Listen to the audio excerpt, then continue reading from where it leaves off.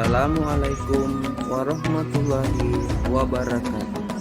Saya Abriadi SPD, guru SDN 233 Abinengi, Kecamatan Mario Liwawo, calon guru penggerak Angkatan ke-7 Kabupaten Sopeng, akan memaparkan aksi nyata saya di modul 1.4.A.9 tentang penyebaran pemahaman budaya positif dengan fasilitator Ibu Andi Nirmawati MPD dan pengajar praktik Ibu Asriani SPD, dan saya calon guru penggerak Angkatan 7 Abriadi SPD.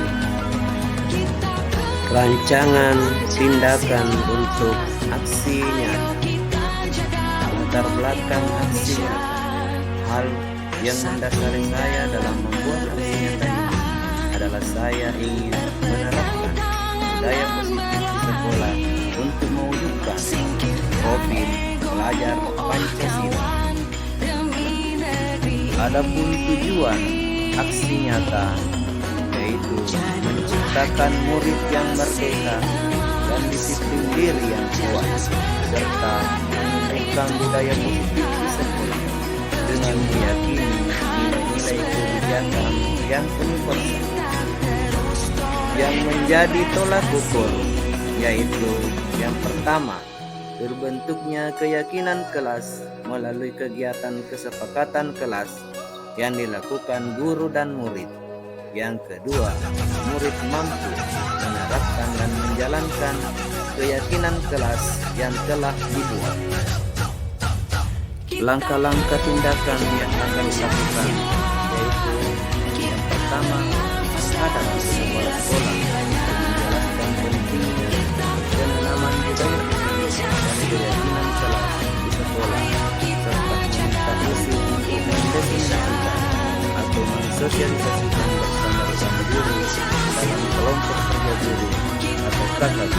Yang kedua, mengumpulkan rekan guru untuk melakukan diseminasi dan sosialisasi penyebaran pemahaman materi budaya positif atau keyakinan kelas dan sedikitnya restitusi.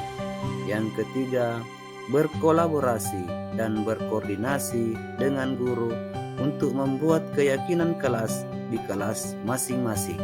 Yang keempat, memantau, merefleksi, dan mengevaluasi keyakinan kelas yang telah dibuat. Dukungan yang dibutuhkan. Yang pertama, dukungan dari kepala sekolah, pengawas, ketua K3S, ketua KKG, rekan guru, serta murid agar tindakan yang telah disusun dapat dilakukan secara lancar dan menyeluruh. Yang kedua, sarana dan prasarana untuk menumbuhkan budaya positif di sekolah. Yang ketiga, orang tua dalam melakukan budaya positif di rumah.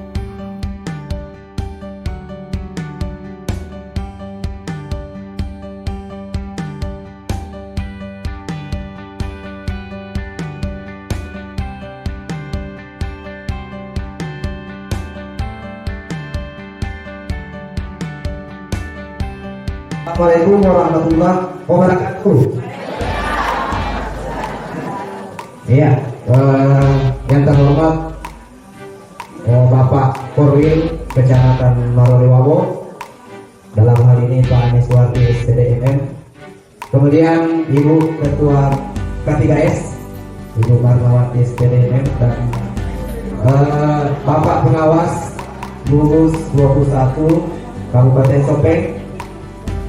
Kemudian Ibu Kepala Sekolah yang sempat hadir, terkhusus kepada Kepala Sekolah SD 233 Abinengi yang selalu memberikan support dalam kegiatan saya selama mengikuti pendidikan di guru penggerak Angkatan ke-7 ini.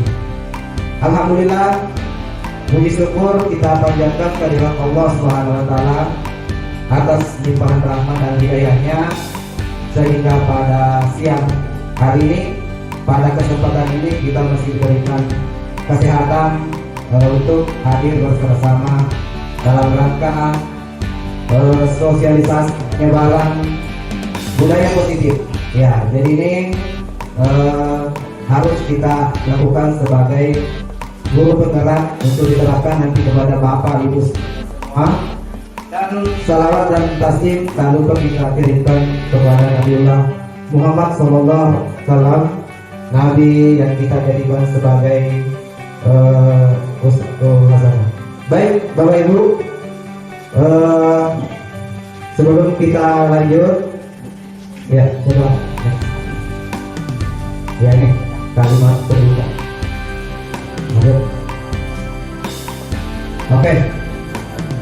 Jadi Bapak Ibu, sebelumnya saya minta maaf, saya berdiri di hadapan Bapak Ibu sekalian bukan karena saya menggurui Bapak Ibu, bukan karena saya saya di sini untuk menjalankan tugas dan tanggung jawab yang harus saya lakukan pada pendidikan guru penggerak. Ya, jadi apa yang saya dapat selama kurang lebih 3 bulan di calon guru penggerak ini, alhamdulillah sudah ada sedikit bayangan yang saya sudah ketahui, dan itu kita diwajibkan untuk mengimplementasikan kepada rekan-rekan yang ada di komunitas masing-masing. Lanjut.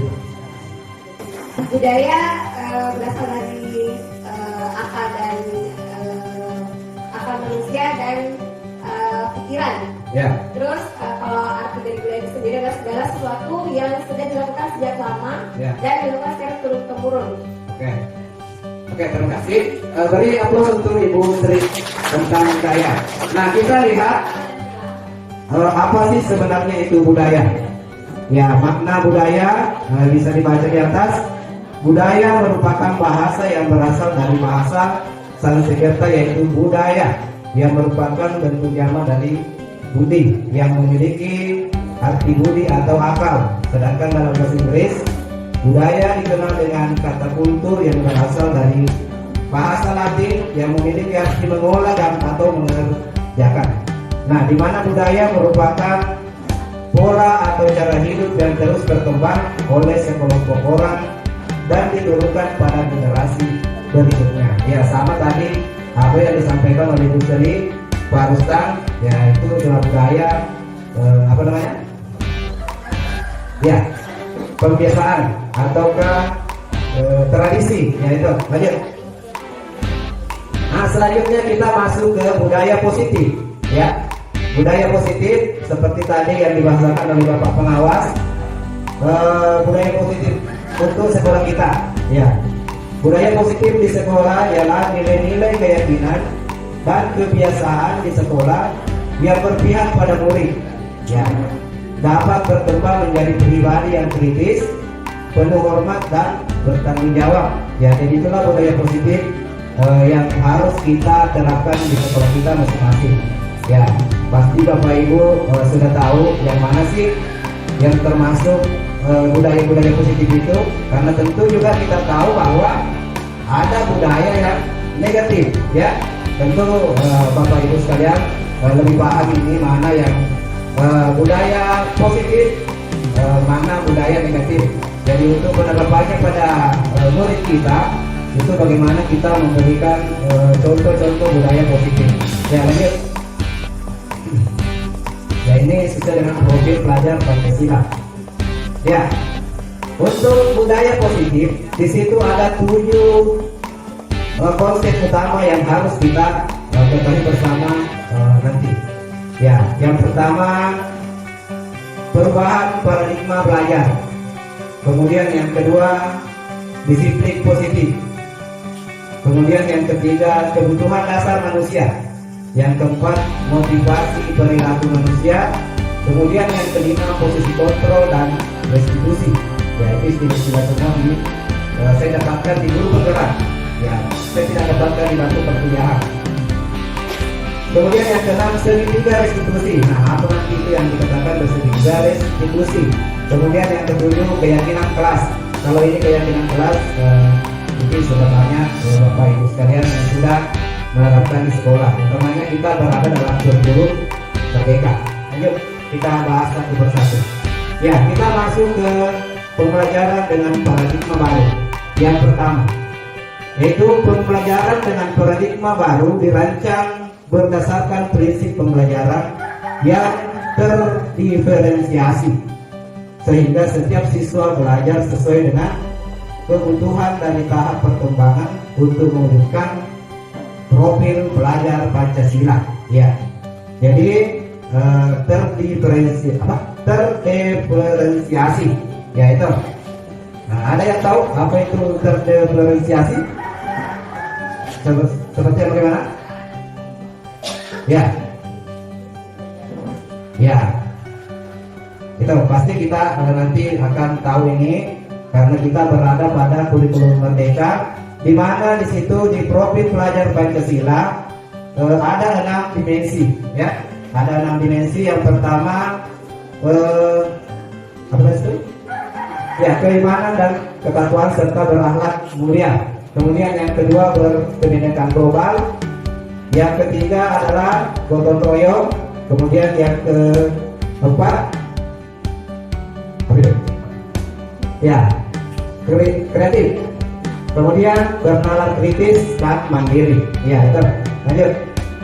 Nah, oke, sebelum kita lanjut lagi, di sini ada kegiatan pemantik untuk menguji sampai di mana harga diri kita sebagai seorang pendidik. Ya, di situ ada tulisannya kecil sekali. Saya bacakan saja, kemudian kita lakukan nanti. Ya, sudah dilakukan. Ada nanti teman-teman atau rekan Bapak Ibu yang bisa mengungkapkan bagaimana perasaannya pada kegiatan pemantik ini. Di situ Anda dan teman Anda akan melakukan kegiatan cobalah buka. Ya, cobalah buka artinya Anda adalah A. Jadi misalnya ibu adalah kod A, kemudian di sebelahnya adalah B. Anda menempatkan salah satu tangan Anda. Coba Anda bayangkan bahwa Anda menyimpan sesuatu yang sangat berharga di dalam kebalan tangan Anda. Jadi coba Bapak Ibu kebalkan tangannya, kemudian Anda perlu menjaga benda tersebut. Ya, anggaplah di situ di dalam kebalan tangan Bapak Ibu ada benda yang sangat berharga sekali bagi Bapak Ibu. Apakah itu emas, ikan, dan berlian. Ya, kemudian ya, tugas rekan Anda adalah mencoba dengan segala cara untuk membuka kebalan tangan Anda. Ya, apakah dengan membujuk, ataukah dengan menghardik, ya, ataukah dengan mengintimidasi, memarahi, menggoda, menggelitik, bahkan sampai menawarkan kita uang. Ya, Anda agar bersedia membuka kebalan tangan Anda. Kira-kira apakah tangan kita ini yang menggenggam benda yang sangat berharga dapat kita berikan begitu saja? Ada bisa? Ada bisa mengungkapkan pendapatnya apakah dengan awal-awal ini? Ataukah ada yang memang benar-benar itu adalah harga diri? Ada bisa? Ya. Coba bayangkan di sini di kebalan tangan Bapak Ibu ada benda yang sangat berharga, ya. Anggaplah ulang, nah, emas. Nah, ada yang meminta, nah, ada bawaannya orang ini sesuai. Ataukah anggaplah kita memarahi. Nah, bagaimana kalau orang marah meminta itu? Apa kita kasih? Ya, coba ada yang bisa. Nah, adalah bawaannya. Coba ada ibu sering bisa perhatikan bagaimana. Coba ibu dari apa? Di sebelahnya. Sebelumnya mungkin ditetapkan dulu apa yang digenggam, karena kalau yang saya genggam emas 5 gram ya. Terus yang ditawarkan 10 juta ya lepas lah, karena kan penawaran lebih tinggi dari iya betul. Penawaran kan seberapa berharga yang saya genggam dengan seberapa tinggi penawaran yang diberikan. Betul. Nah, jadi kalau misalnya diberikan ketapan, misalnya kita genggam ini berlian senilai sekian, kemudian orang menawarkan sekian, mungkin baru kita tahu apa kita mau melepas atau tidak. Ya, jadi itu kalau kemarnya lebih tinggi godaan daripada apa yang kita, nah itu kita kasih saja. Nah, ada yang lain? Iya, baru kasih. Ya. Iya. Ah. Iya. Betul. Oke. Ya, ya kok jadi temaku ya jalan. Will Tahira.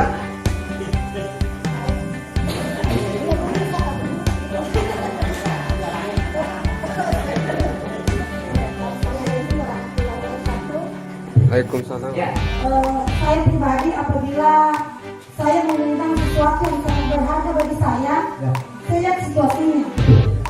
Apabila ini misalnya Ibu Tati dapat seperti karena gombal-gombal topak cantik, dan saya lihat memang dia seperti tadi kata Bapak, dia memang sangat membutuhkan walaupun berharga bagi saya, dan dia memang sangat membutuhkan benda itu dan dia juga meminta secara baik-baik, maka insya Allah saya akan berikan. Ya.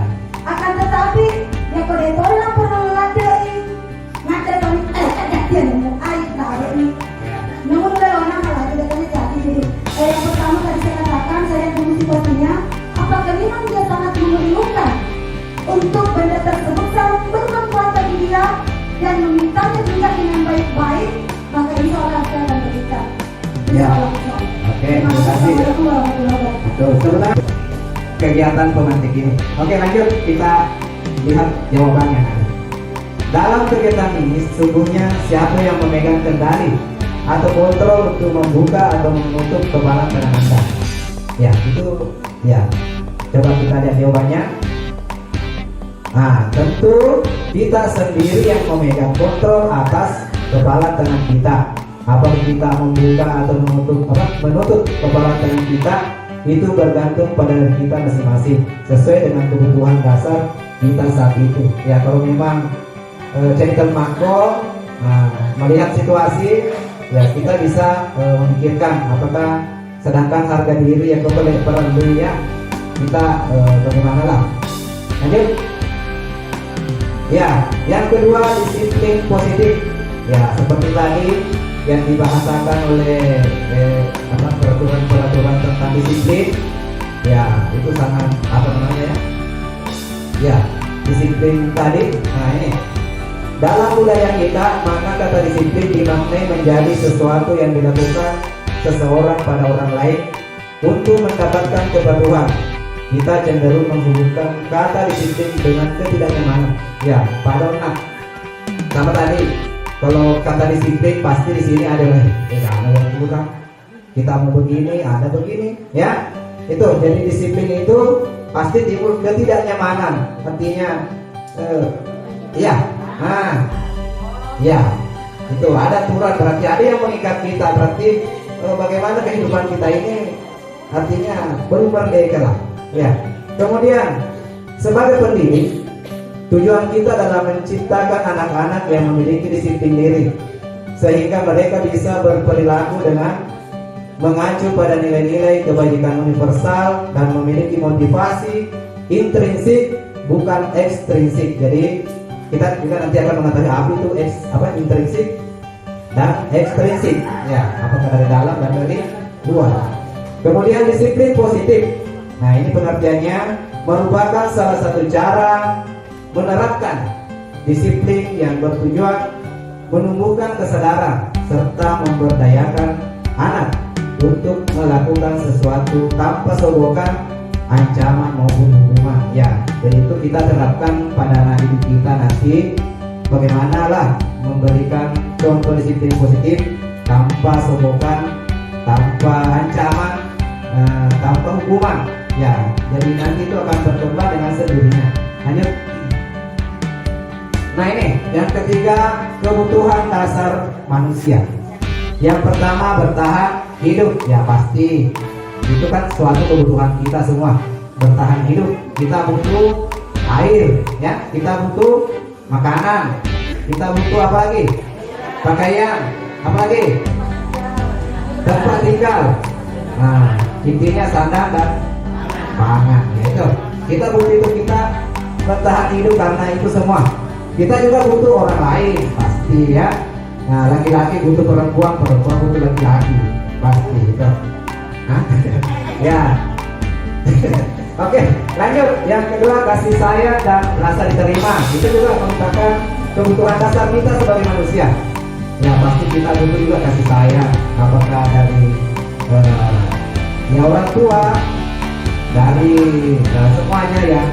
Patut kita patut kita berikan kasih sayang dan rasa diterima. Ya pasti kalau kita berada dalam lingkungan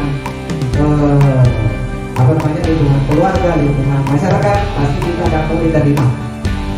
Selanjutnya pemesahan, ya tentu juga ini pemesahan dari segala bidang, baik ilmu pengetahuan teknologi maupun pemesahan yang bisa membantu kita untuk kehidupan kita ke depan.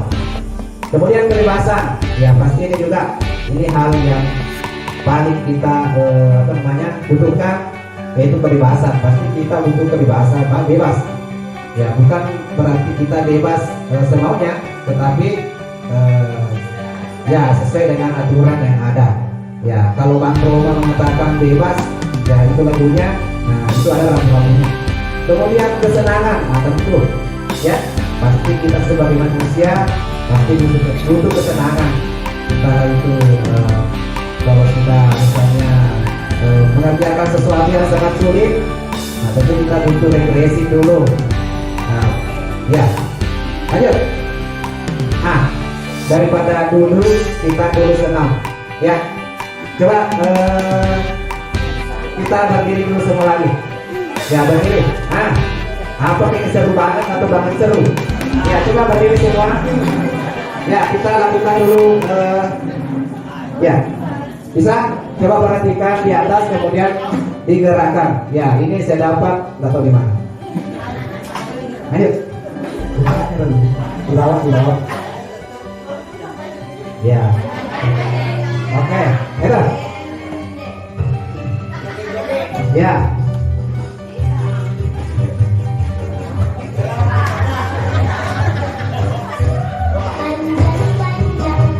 iya, goyang.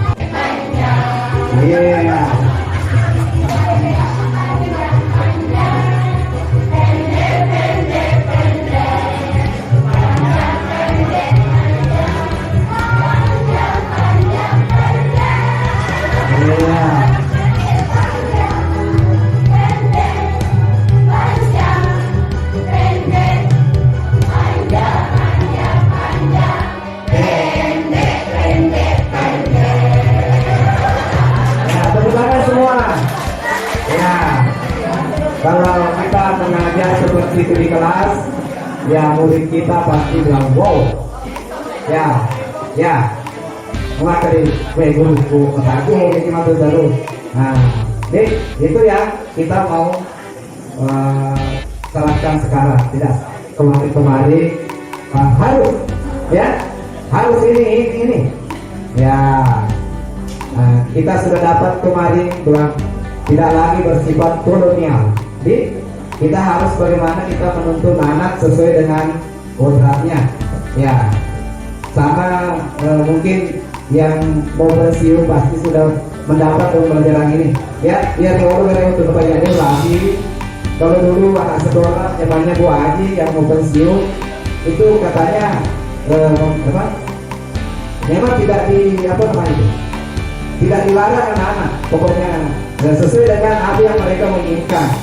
Ya, setelah berlakunya kurikulum berganti, itu. Nah, jadi untuk sekarang dengan kurikulum merdeka ini bagaimana kita memikirkan bagaimana kita memberikan pembelajaran yang menyenangkan kepada anak, artinya berpihak pada anak. Ya, ada kemarin bilang menghamba, ya bukan artinya menghamba kepada seperti melo maka untuk naik, tidak, ya. Bagaimana bahasa itu kita bahasakan dengan menghamba dengan arti yang positif. Lanjut. Kemudian yang keempat, ya bagaimana tadi goyangnya? Sudah, lanjut. Ya, motivasi perilaku manusia. Ya seperti apa sih itu motivasi? Coba. Motivasi perilaku manusia. Ya, betul. Motivasi merupakan dorongan yang timbul pada diri seseorang secara sadar atau tidak sadar untuk melakukan sesuatu dengan tujuan tertentu. Nah, di situ di motivasi perilaku manusia, saya hanya memberikan 3 bentuk motivasi kita. Ya, coba dilihat. Jadi mungkin banyak, tapi hanya 3 yang saya perlihatkan, yaitu menghindari ketidaknyamanan dan hukuman. Ya, artinya di sini murid melakukan disiplin karena ia takut dihukum. Ya, ini merupakan motivasi ekstrinsik, artinya dari luar. Kemudian yang kedua, mendapat imbalan atau penghargaan dari orang lain. Ya, dimana di sini murid melakukan disiplin karena ingin mendapatkan imbalan. Ini juga merupakan motivasi ekstrinsik. Ya. Kemudian yang ketiga, menghargai nilai-nilai kebajikan diri sendiri. Nah, murid melakukan disiplin karena sadar akan nilai kebajikan dirinya. Ini merupakan motivasi intrinsik. Ya, lanjut kita lihat apakah sebenarnya ekstrinsik dan intrinsik ini. Macam-macam motivasi sebagai berikut. Ya, motivasi intrinsik yaitu kemauan seseorang dalam melakukan sesuatu yang disebabkan karena adanya faktor dorongan yang berasal dari diri seseorang itu sendiri tanpa adanya pengaruh dari lingkungan luar. Contohnya sikap dan perilaku bukan dari dalam. Kemudian rasa ingin tahu pasti. Kemudian motivasi ekstrinsik, nah, yaitu kemauan seseorang dalam melakukan sesuatu yang disebabkan karena adanya faktor dorongan yang berasal dari luar diri seseorang itu sendiri dengan adanya pengaruh dari lingkungan luar.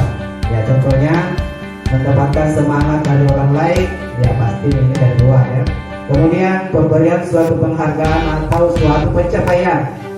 Kemudian adanya perhatian dalam melakukan sesuatu. Ya pasti kalau kita melakukan sesuatu itu, nah kita ingin selalu diperhatikan. Kemudian pemberian pujian, ya pasti ini untuk pejama, kalau bisa diburu, nah ya tapi jangan kita pujian. Kemudian pemberian hadiah, ya ini juga dari luar. Nah lanjut. Kemudian yang kelima adalah konsep disiplin. Di sini ada 3 juga konsep disiplin. Ada dikatakan identitas gagal, sukses. Nah kemudian ketiga nanti kita lihat. Ya kalau identitas gagal, nah tadi berupa hukuman, di mana hukuman itu menyakitkan. Ya kalau kita terapkan pada kita, ya betul hukuman itu pasti menyakitkan, tidak nyaman. Ya kemudian murid takut. Nah murid menyembunyikan kesalahan pasti kalau dihukum dan naik jadi aturannya begitu pak, pasti itu menyembunyikan kesalahan yang sudah siap itu kan siapa orang itu tidak tahu siapa tadi padahal menyembunyikan ini kesalahannya. Murid jadi rendah diri, ya kalau selalu mereka sudah dihukum dan cek mai hukum si pastinya merasa rendah diri. Ya bagaimana caranya kalau kena anak betah. Dan disitulah peran kita sebagai guru. Ya. Kemudian masalah penghargaan. Ya, ini juga termasuk identitas gagal. Kita kasih penghargaan artinya itu tidak efektif. Ya, merusak hubungan. Artinya sifat iri. Kemudian mematikan kreativitas. Ya, emosi langsung penghargaan.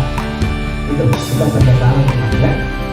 Nah, ada kemarin kasus bahwa misalnya kelas 2 ya, kelas 2 gurunya selalu kalau dia dapat 10 terus dia kasih penghargaan seperti ini. Nah sekalinya gurunya kelas 2 yang tinggi dia terganti, diganti oleh guru kelas 4 misalnya. Nah tidak, kalau dia dapat 10 tidak dikasih apa, guru kelas 4 itu tidak kasih hadiah, pasti dia bilang guru kasih ada, kalau guru tidak, nah, itu pasti ada ya matanya kasih. Nah jadi jangan biasakan, kasihlah yang mereka butuhkan. Kemudian menghubung dengan sistem ranking, ya ini juga kadang menjadi momok bagi anak kita. Ranking siapa lah sebenarnya, seperti yang dibahasakan oleh Pak Arsal selalu menanyakan kepada saya, jangan bangga kalau anak kita ranking ya, karena itu tidak memberikan apa namanya ya tidak memberikan ada senar. Makanya manja apa sih matu koreki saya ditutup tidak apa namanya itu? Ya jaminan, nah tidak memberikan jaminan makanya waktu masih boleh ya koreki saya ditutup. Kita melihat keadaan sekarang ya. Mungkin bapak ibu merasakan itu makanya kamu yayasan anak guruku dia bisa membaca kasih letuk kelas senang. Nah, sekali itu mau koi, alhamdulillah mulai yang matu ditagi DC ya. Seperti kemarin saya tadi kan salam Jumat, saya salam Jumat di Tondrongen, tapakah siswa aku untuk apa guru SD Gulin, ada siswa saya waktu saya mengajar di SD Gulin, sudah ceteku bisa mampu, yo kalau cuma pada kan. Nah itu namanya kecerdasan Amiranto tinggal di Patungnya. Waktu saya ajar kelas 4 sama kelas 5 dia kesini mungkin banyak seperti di anak-anak kita di sekolah yang kelantar ini bisa mau baca tentu kelas 6 bahkan tamat ya tanpa sedang PK nah kira aku lupa tapi aku saya matondrong bisa saya matondrong atau mau apa aku pernah terima siswa ada iya jadi itu jangan melihat sekarang lihat ke depan nah itu jadi aja mau peluangin dan naik ke sekolah SD mau baca tutur saja terus ya dia mah dari besar besar gitu pakai contoh orang yang harus nah begitulah nah inilah dampaknya kurikulum merdeka. Bagaimana Bapak Ibu? Kemudian melampas hak untuk menghargai dirinya ya itu lanjut. Kemudian yang kelima adalah konsep disiplin. Di sini ada juga konsep disiplin. Ada dikatakan identitas gagal, sukses. Nah, kemudian ketiga nanti kita lihat. Ya, kalau identitas tiga tadi untuk konsep disiplin yaitu pendekatan restitusi. Ya, sebuah cara menanamkan disiplin pada murid.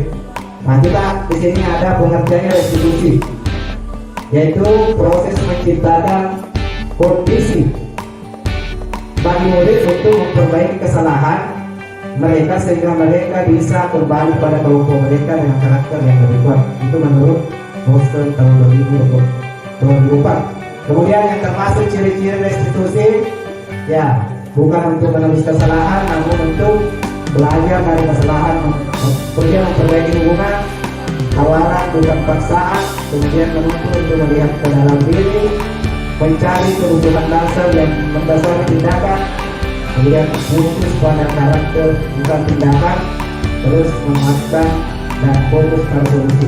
Ya lanjut. Nah ini sebuah perbedaan nanti kita akan membedakan yang mana hukuman, yang mana konsekuensi, yang mana restitusi. Nah seperti contoh kasus siswa sering tidak mengerjakan PR, ya kita bisa baca bersama-sama. Kalau hukuman, guru menghukum siswa tersebut hormat kepada bendera 10 menit. Nah berarti di sini guru marah dan murid jadi takut. Ya itu lebih faktor kesimpulan. Kemudian konsekuensi, guru memberikan konsekuensi untuk mengerjakan PR-nya saat istirahat. Ya ini konsekuensi dan PR-nya jelasi. Nah berarti kita orang sudah istirahat. Ya. Artinya guru tegas dan murid mematuhinya. Ya kemudian ada juga restitusi. Nah ini guru menanyakan keyakinan kelas atau dirinya dan membantu siswa menyelesaikan masalahnya. Ya disinilah guru terbuka dan siswa menghormati dirinya dan orang lain. Ya seperti juga aja nih taruh perintah rapi itu pada ke sisi warna bersih pada itu kan bisa jangan yang tidak dikirim ya bukan ini yang dipikirkan karena belum kan selesaikan itu tugasku Pak apa dia masuk aku tidak nih isikan baru mau tahan kan betul ya itu kan di luar kendali kita artinya bagaimana kita kontrol diri dan kita mengetahui bagaimana kebutuhannya anak ya oke lanjut. Ya ini ada juga yang dikatakan segitiga restitusi. Ya ini ada video yang saya lakukan kemarin di sekolah saya bisa dibuka. Ya.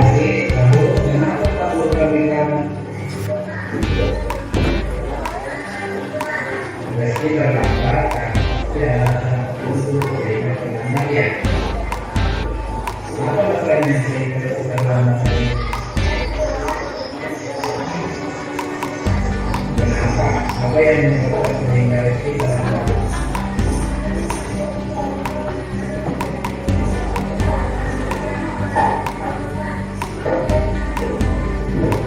baik benar. Meski mereka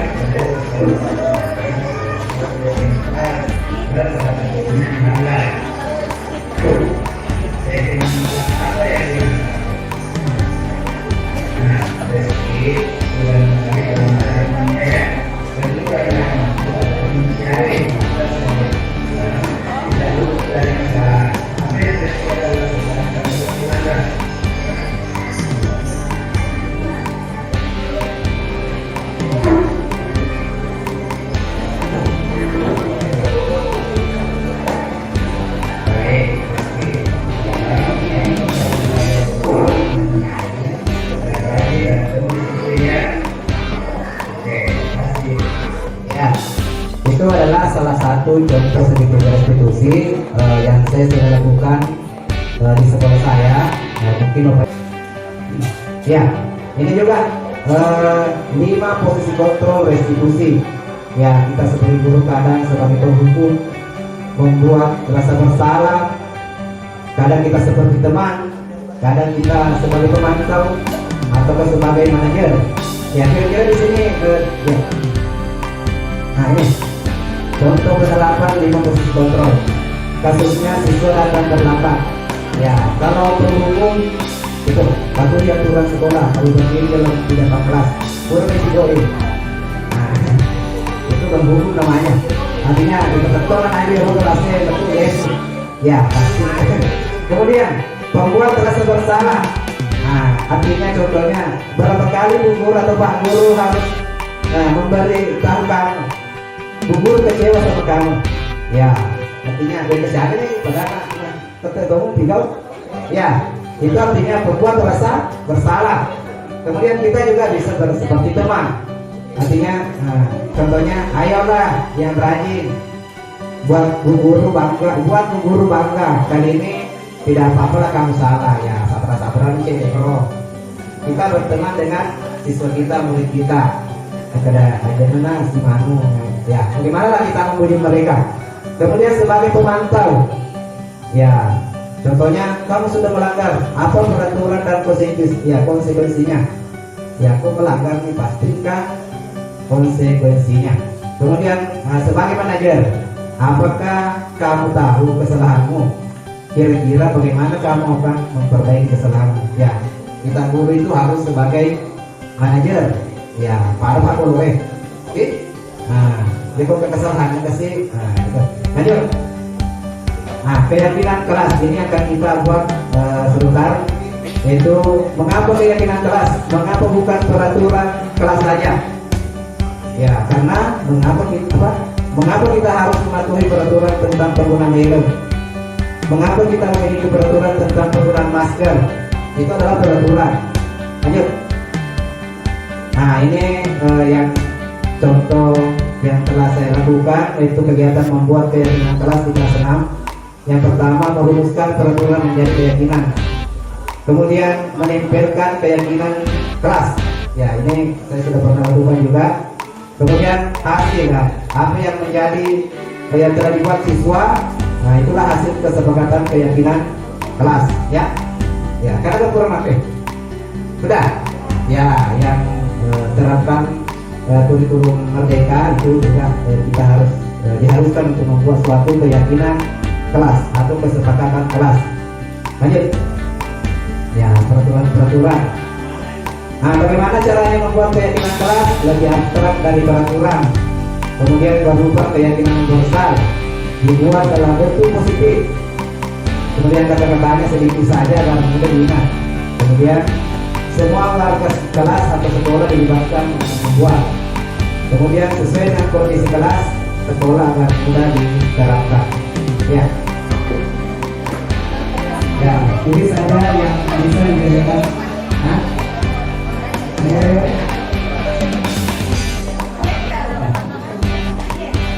Ya, bagaimana yang bagus? Oke. Ya, ini contoh ya. Ya, boleh sini dulu. Nah, kita terapkan kepada diri kita.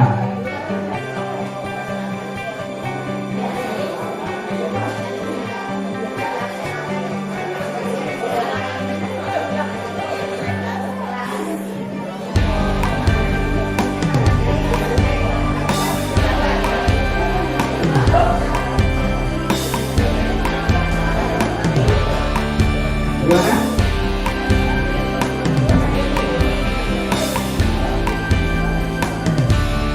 Ya, tergantung mau untuk landscape atau mana ya.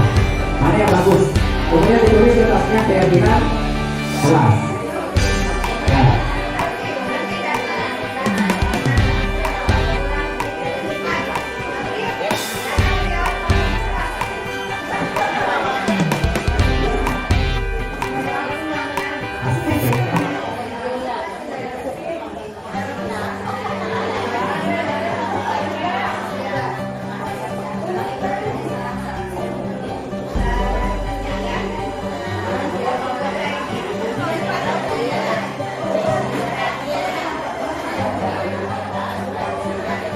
Oke, gimana ya guys?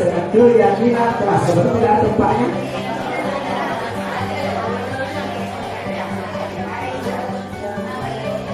Ya, bagaimana tercipta suatu keyakinan kelas. Ya, kalau kurang nanti di sekolah kita bisa terapkan kepada yang mana bagus.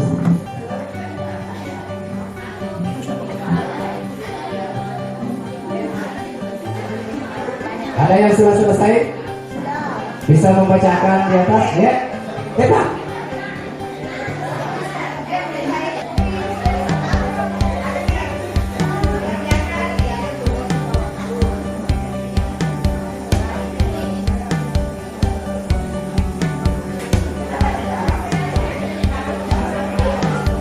Ya. Boleh, Pak? Warna orange mana? Bisa boleh warna orange itu.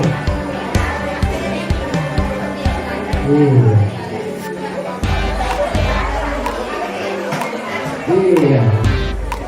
Kalau warna lebih menarik, anak-anak lebih suka. Ya, apa?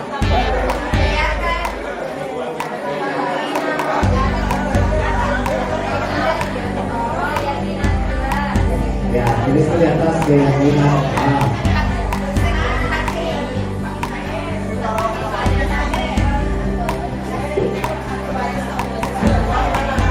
Ya, kasih naik. Ya, naik di atas. Bisa dua orang. Ada yang pegang, ada yang membaca. Ada. Terima kasih. Assalamualaikum warahmatullahi wabarakatuh. Inilah keyakinan kelas 5 yang sudah kami buat. Yang pertama, siswa memasuki kelas dengan mengucapkan salam terlebih dahulu. Kemudian datang lebih awal, pulang tepat waktu dong. Kemudian yang ketiga, melaksanakan kegiatan harian sesuai jadwal yang telah ditentukan. Selanjutnya menerapkan 5S. Apa itu 5S? Oke, kita semua. Kelima, berusaha mengerjakan dan mengumpulkan tugas tepat waktu. Kenapa ada kata berusaha? Karena tidak semua anak-anak sama dan tidak bisa mengumpulkan tugas tepat waktu. Ya. Kemudian meminta izin jika ingin keluar kelas. Ya. Yang berikutnya, menghormati yang lebih tua dan menyayangi yang lebih muda. Dan kan 4 kata ajaib: maaf, terima kasih, tolong, tabek atau permisi. Sekian, Assalamualaikum warahmatullahi wabarakatuh. Siapa? Kelas 6. Kelas 6. Iya.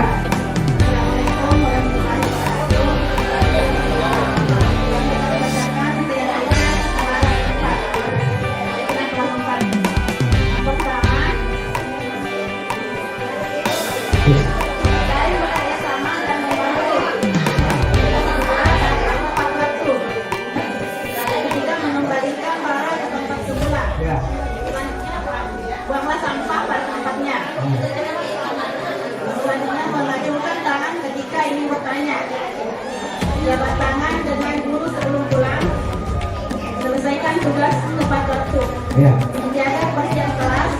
Menerapkan budaya 3S. Senyum, sapa, salam atas nama siswa kelas 4. Iya, tepuk tangan untuk kelas 4. Iya. Sudah semua? Ya, alhamdulillah. Nah, itulah contoh-contoh keyakinan kelas yang akan kita buat nanti kalau boleh dilaksanakan sekolah. Yang tidak ada, alhamdulillah. Dan di yang keras itu kita menurut tujuan kita untuk menangani. Ya itu kalau kuat kita masih tahan supaya itu ada masa itu apa yang pemerintah patuhi. Ya. Jadi mungkin untuk sampai di sini apa yang saya sampaikan ada manfaatnya, ada berkahnya. Alhamdulillah itulah yang sempat saya sampaikan. Nampaknya dari yang kurang yang mau dimakan. Assalamualaikum warahmatullahi wabarakatuh. Jangan sampai